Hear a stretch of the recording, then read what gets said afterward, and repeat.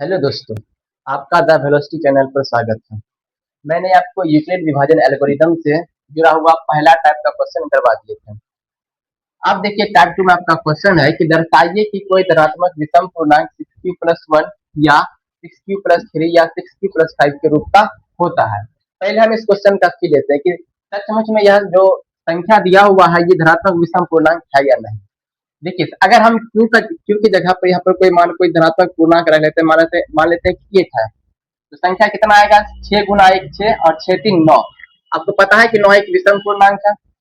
इसमें अगर एक रखते हैं तो 6 कम 6 6 5 11 आता है। ठीक है, अगर इसमें एक रखते हैं तो 6 कम 6 6 1 7 आता है। यहाँ पे देखिए 7 9 और 11 तीनों संख्याएं विषम संख्या है। एक और संख्या मान कर देखते हैं, मान लेते हैं कि q जो है वो 2 के बराबर है। तो देखो कि 6 दूनी 12 1 13, 13 आपको पता है कि विषम संख्या है।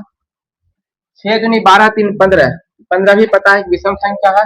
और 6 दूनी 12 5 17 और 17 भी पता है कि विषम संख्या है। यानी कि ये जो संख्या दिया हुआ है ये तीनों संख्या कैसी है? विषम संख्या है। लेकिन हमें क्या करना है? दर्शाना है कि ये जो संख्या दिया हुआ है ये विषम संख्या है। ठीक है, आइए देखिए यहाँ पर हम क्या करेंगे? यूक्लिड विभाजन एल्गोरिदम का प्रयोग करेंगे। ठीक है, यहाँ पर आप कंपैरिजन करें कि a is equal to B Q plus R है। इसका मतलब क्या है कि a कोई संख्या है जिसको हम b से भाग दे रहे हैं। किससे भाग दे रहे हैं? b से भाग दे रहे हैं, तो भागफल हमारा q आ रहा है और शेषफल कितना आ रहा है? r आ रहा है। आप इससे आप इस क्वेश्चन को रिलेट कीजिए। a कोई धनात्मक पूर्णांक, हम मान लेंगे कि a कोई धनात्मक पूर्णांक है जिसको हम किससे भाग दे रहे हैं? 6 से भाग दे रहे हैं, तो भागफल q और शेषफल कितना आ रहा है? 3 आ रहा है। ठीक उसी प्रकार यहाँ पर देखिए ये कोई धनात्मक पूर्णांक है जिसको हम 6 से भाग दे रहे हैं। ठीक है, तो q भागफल और 5 शेषफल आ रहा है। ठीक है, तो हम क्या कर रहे हैं कि हम मान लेते हैं कि a कोई धनात्मक पूर्णांक है। हम माना कि a कोई धनात्मक पूर्णांक है। जब हम कंपैरिजन कर रहे थे तो हमारा भाजक कितना आ रहा था? भाजक यानी कि b जो है, यहाँ से हमारा b जो है, यहाँ से b जो है वो 6 के बराबर आ रहा था। अब हम लगाएंगे यूक्लिड भाग लेमा। यूक्लिड भाग लेमा क्या कहता है?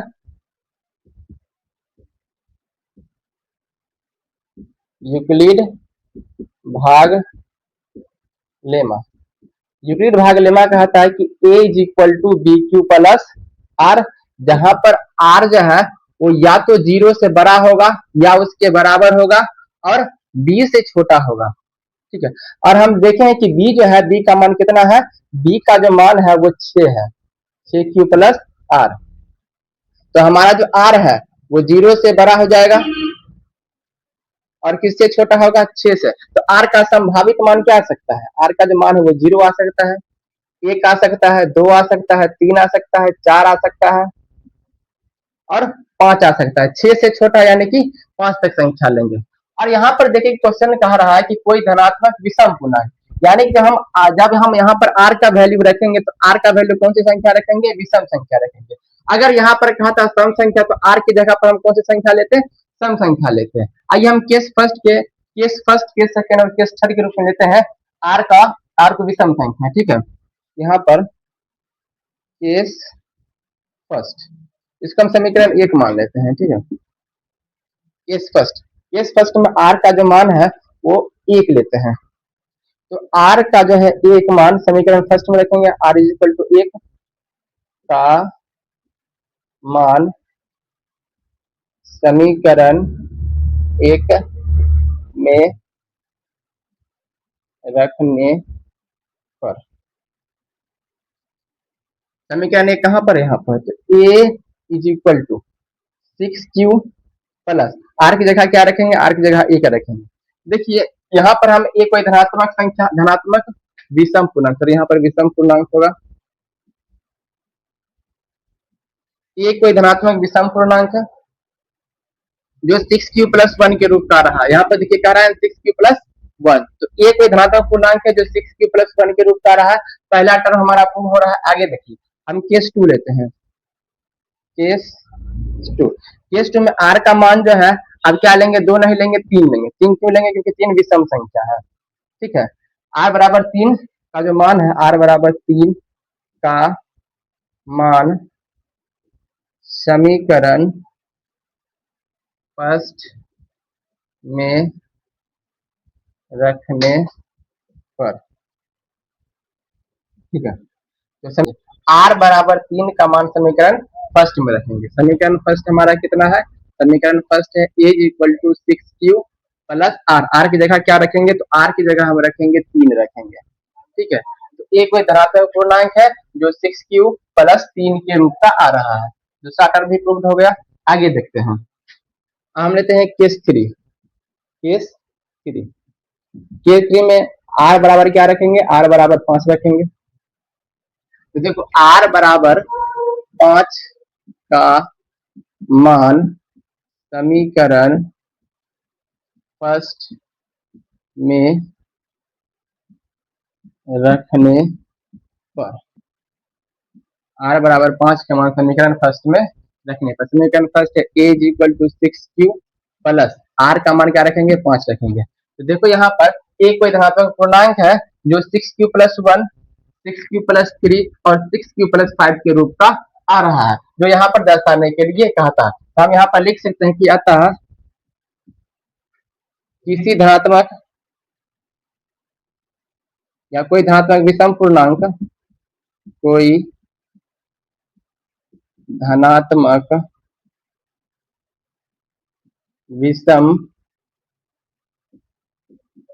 पूर्णांक 6q+1 या 6q+3 या 6q+5 के रूप का होता है।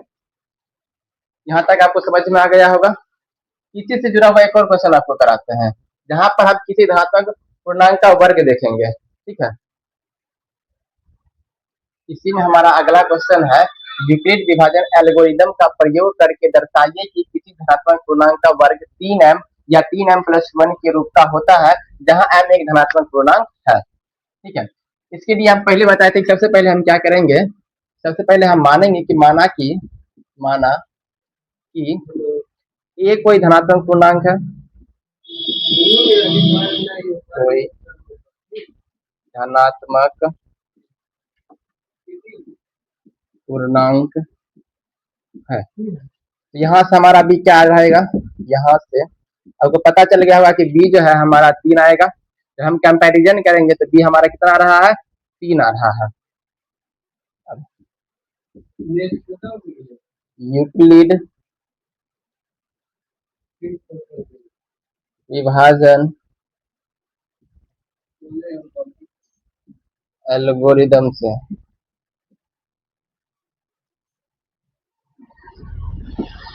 ये पता है कि a equal to pq plus r होता है, जहाँ r जो है वो 0 से छोटा या उसके बराबर और b से कम होगा। और b हमारा कितना है, b है हमारा 3q प्लस r, जहाँ r जो है वो 3 से छोटा होगा और 0 से बड़ा होगा या उसके बराबर होगा। ठीक है, तो r का संभावित मान कितना हो सकता है, 0 हो सकता है, 1 हो सकता है, 2 हो सकता है। ठीक है, 3 नहीं होगा। अब हम क्या करेंगे कि उसी प्रकार जिस प्रकार पहले क्वेश्चन हम बनाए थे, केस फर्स्ट लेंगे। देखिए यहाँ पर कोई धनात्मक विषम पूर्णांक है नहीं और ना ही कोई सम पूर्णांक है, तो यहाँ पर r का सभी मान लेना पड़ेगा। देखो केस फर्स्ट में हम लेंगे, केस फर्स्ट में r का मान 0 लेंगे। तो r बराबर, यहाँ से फर्स्ट मान लेते हैं इसको, r बराबर 0 का मान समीकरण फर्स्ट में रखने पर, ठीक है, समीकरण फर्स्ट कितना है, समीकरण first a equal to 3q plus r की जगह क्या रखेंगे, 0। क्या रहा है, a equal to 3q, a equal to क्या रहा है, 3q। a क्या है, कोई धनात्मक पूर्णांक है। ठीक है, तो कोई धनात्मक पूर्णांक किसके बराबर आ रहा है, 3q के बराबर आ रहा है। लेकिन हमें दिखाना क्या है, दिखाना है कि किसी धनात्मक पूर्णांक का जो वर्ग है वो 3m के रूप का होता है। हमें क्या करना होगा, दोनों तरफ वर्ग करना होगा। तो दोनों तरफ वर्ग करने पर, दोनों तरफ वर्ग करेंगे तो ए स्क्वायर बराबर 3q स्क्वायर। ठीक है, यहाँ लिखते हैं a square is equal to 3q का स्क्वायर कितना हो जाएगा, 9q स्क्वायर। अब देखिए कि हमारा जो धनात्मक पूर्णांक का वर्ग है वो 3m के रूप का नहीं आ रहा है, लेकिन आपको पता होगा ये जो 9 है, इस 9 को हम 3 गुना 3 लिख सकते हैं। बोलो कि हाँ लिख सकते हैं 3 गुना 3। तो इसको हम लिख देते हैं कि ए स्क्वायर इज इक्वल टू 3 गुने 3q स्क्वायर। तो ये 9q स्क्वायर हो जाएगा, 3 गुना 3 9q स्क्वायर हो जाएगा। ठीक है, इतना कर सकते हैं। इतना करने के बाद देखो ए स्क्वायर इज इक्वल टू, देखो यहाँ पर देखो इस पूरे जो 3q स्क्वायर है, इस पूरे 3q स्क्वायर को हम क्या मान लेंगे, m मान लेंगे। m क्यों मानेंगे, क्योंकि m जो है एक धनात्मक पूर्णांक है। आइए हम चेक कर लेते हैं कि m सच में एक धनात्मक पूर्णांक है या नहीं। अगर हम q की जगह पर कोई पूर्णांक एक रखते हैं तो 1 का स्क्वायर 1 हो जाएगा और 3 एकम 3, तो कितना हो जाएगा, 3 आता है। तो 3 हमारा एक धनात्मक पूर्णांक है। चलिए एक जगह 2 रखते हैं, 2 का स्क्वायर 4 होता है, 4 3 12, तो 12 भी हमारा धनात्मक पूर्णांक है। तो यानी कि अगर हम यहाँ पर m रखेंगे तो m क्या बन जाएगा, एक धनात्मक पूर्णांक बन जाएगा। इसकी जगह पर हम क्या रख सकते हैं, 3m रख सकते हैं, जहां पर हम बता देंगे जहां m जो है, जहां m बराबर में या फिर लिख सकते हैं क्योंकि m बराबर जो है वो 3q स्क्वायर है। ठीक है, तो हमारा धनात्मक पूर्णांक, किसी धनात्मक पूर्णांक का जो वर्ग है वो 3m के रूप का आ रहा है। अब हम केस 2 लेते हैं, पुनः केस 2। केस 2 में r का जो मान है वो किसके बराबर लेंगे, 1 के बराबर लेंगे। ठीक है, r का मान किसके बराबर लेंगे, 1 के। तो r बराबर 1 का मान समीकरण फर्स्ट में रखने पर, समीकरण फर्स्ट में रखेंगे, समीकरण फर्स्ट कितना है, a is equal to 3q plus r का मान क्या रखेंगे, 1 रखेंगे। ठीक है, अब क्या करना है, दोनों तरफ वर्ग करना है। दोनों तरफ वर्ग करने पर, दोनों तरफ वर्ग करने पर कितना आएगा, a का वर्ग करेंगे तो a स्क्वायर बराबर में 3q प्लस 1 का होल स्क्वायर।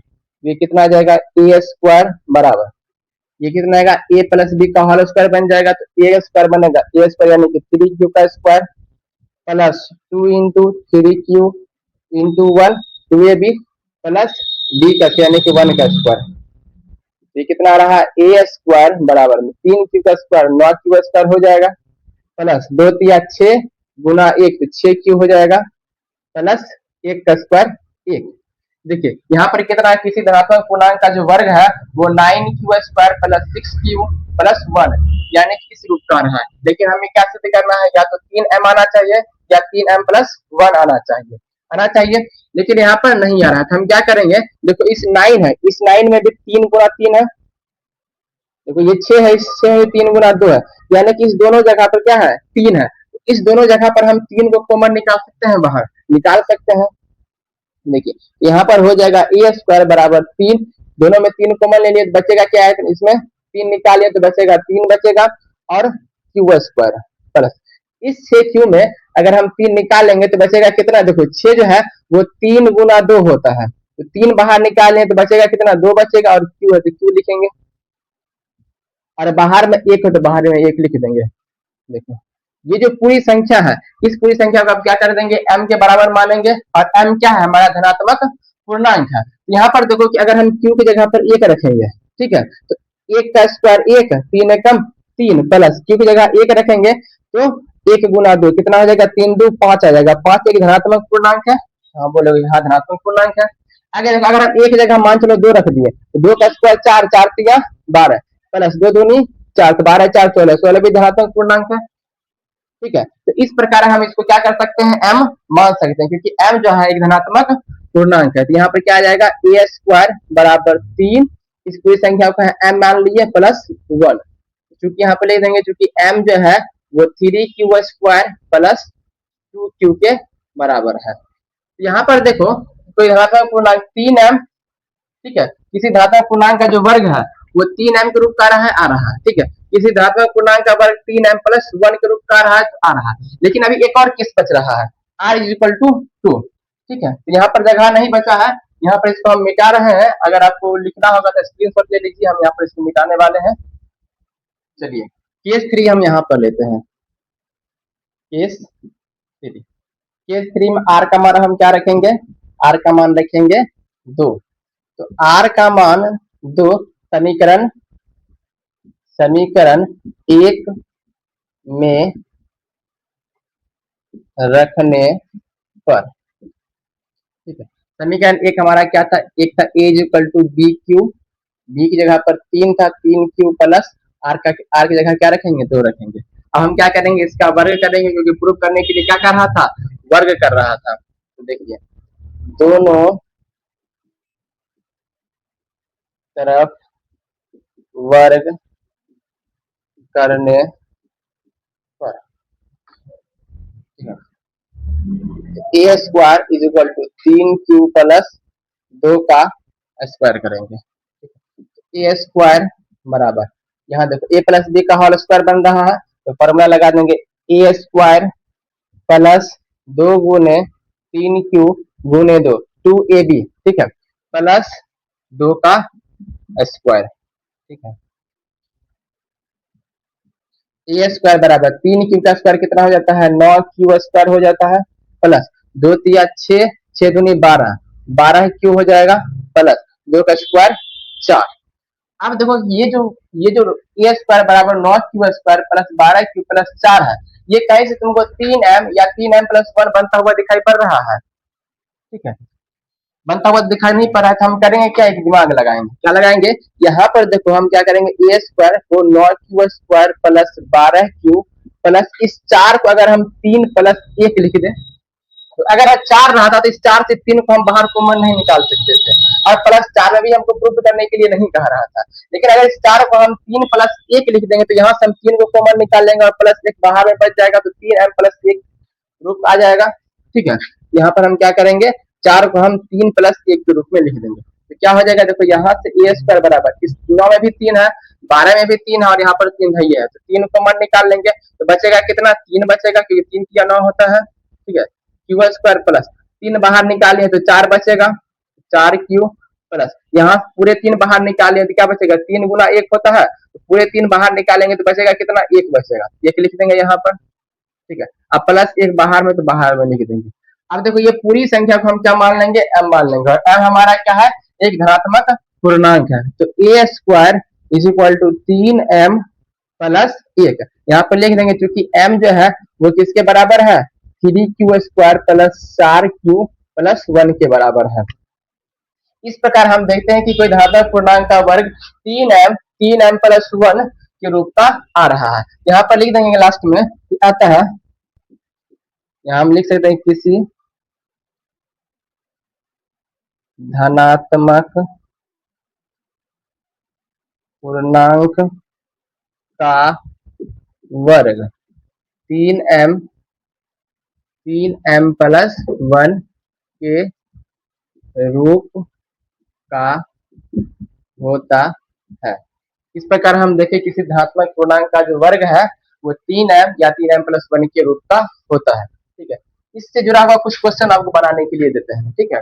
आप घर पर कोशिश कीजिएगा, अगर नहीं बनेगा तो कमेंट बॉक्स में बता दीजिएगा कि ये जो क्वेश्चन है नहीं बना, तो अगला लेक्चर में हम वो क्वेश्चन को उठा लेंगे और आपको बताएंगे, ठीक है।